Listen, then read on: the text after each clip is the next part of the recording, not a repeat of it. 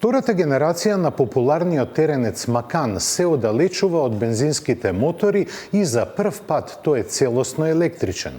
Специјалистот од Цуфенхаузен претходно има произведено и други електрични возила, но ова ја означува првата моделска серија која преминува од внатрешно согорување на електричен погон со батерии. На пазарот доаѓа во втората половина од годинава со голем број уникатни карактеристики наменети да го направат исто толку Порше како и Макан со турбо бензински мотор. Од дизајнерска перспектива, новиот Макан ЕВ навистина изгледа многу слично како остатокот од неговото семејство. Се разбира, малку порасна, бидејќи сега се наоѓа на врвот на архитектурата премиум платформ електрик на Порше, која ја дели со Audi Q6 и Tron. Сега е долг 4786 мм или е подолг за 58 мм од предходникот. Исто така е за 76 мм повисок и цели 224 мм поширок. Се одликува со наклонета линија на покривот слична на купе и широки браници кои ги кријат неговите електрични основи. Зголемените димензии на новиот Макан ЕВ резултираат со зголемен внатрешен простор. Задните патници сега уживаат повеќе простор за нозете, а секој нов Макан нуди и дополнителни 125 литри простор за складирање во споредба со верзијата со мотор со согорување.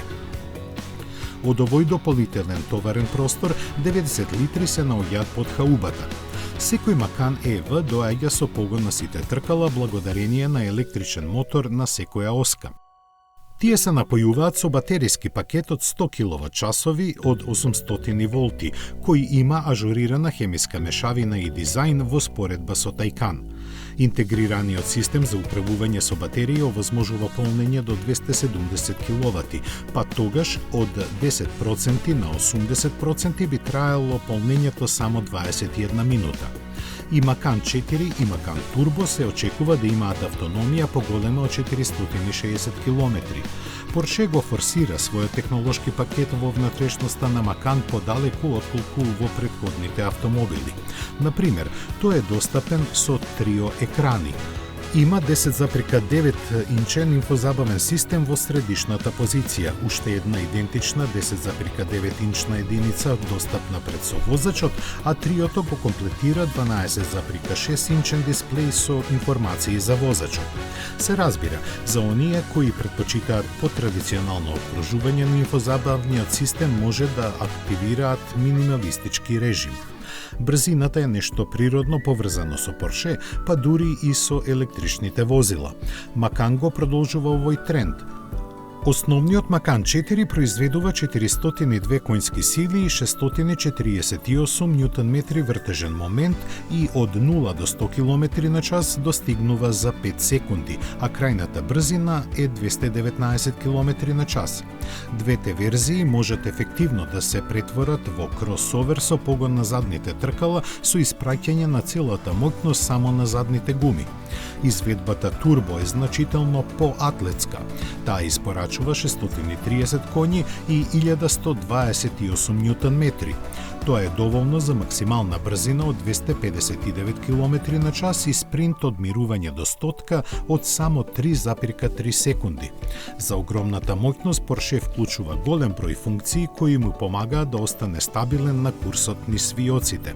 Секој Макан е опремен со заден диференцијал Порше Torque Vectoring. За купувачите на Макан Турбо постои уште една понапредна верзија наречена PTV+, која е уште понапредна верзија на оваа технологија која му овозможува на задниот мотор да функционира како заклучен диференцијал. Дополнително, двата модели нудат управување со 4 тркала, овозможувајќи им на задните да се вртат до 5 степени во било која насока за да се подобри стабилноста при голема брзина или радиусот на вртење во градски услови на возење. Двете премиерни верзии, Макан 4 и Макан Турбо, имаат стандардна воздушна суспензија со 2 вентили по амортизер. Во средината на годината Порше Макан ЕВ ќе започне да се продава, но производителите производителот уште не ја комуницира цената. Се очекува Макан 4 да биде поскап за 15.000 евро од актуелниот Макан со 2-литарски 4-цилиндричен турбомотор со 261 конска сила, но тој не е толку брз и технолошки напреден. За Макан Турбо се предпоставува дека би бил под границата од 100.000 евра, но ова се само шпекулации.